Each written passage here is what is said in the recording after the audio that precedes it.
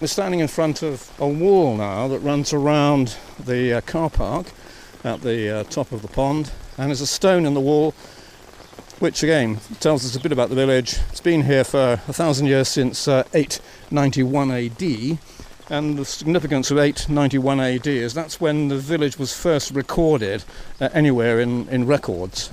There was a development here probably before that, going right back to Neolithic times, medieval times. There would have been people here, Romans, certainly there are the remains of Roman buildings up in the Waterworks. It's been here a long time, but 891 is when any sort of note was made of its presence.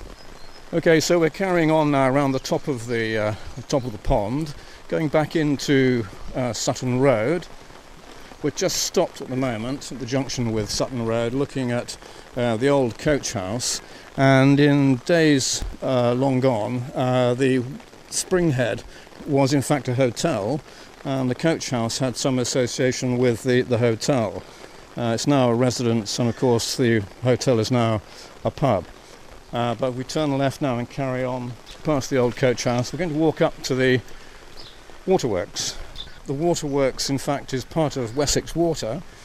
The house that I'm looking at now is one of the old mill houses. This is where the Waterworks superintendent would have lived, and there are two cottages on the right-hand side here, probably more Victorian, but the Waterworks is really on the site of what was called the Upper Mill, which dates from sort of medieval times. And when the need for water in Weymouth was first realised, people got together to form a company and build the Waterworks on the site of the old mill. So the old mill was regrettably demolished, and we're now looking at a Victorian building, which is the Waterworks. Treves, the famous recorder of buildings and the history of England, described it as pretty awful, really, but I quite like it. And of course, in days gone by, the Waterworks here would have been operating pumps that were powered by a steam engine, and there would have been a tall chimney above the Waterworks, belching smoke over the village.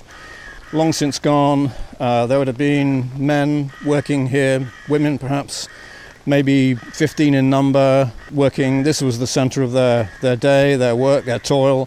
And today it's all gone, those people have gone, and it's all done with electric pumps now, and it's run remotely from Bristol somewhere, I expect. But it's kind of sad, because this was one of the major sort of employers in the village, and there was a lot of history associated with the Waterworks. And again, it's just emphasising the fact that the village is here because of the water which flows out from 500 feet of chalk which is lying above us on the Ridgeway there.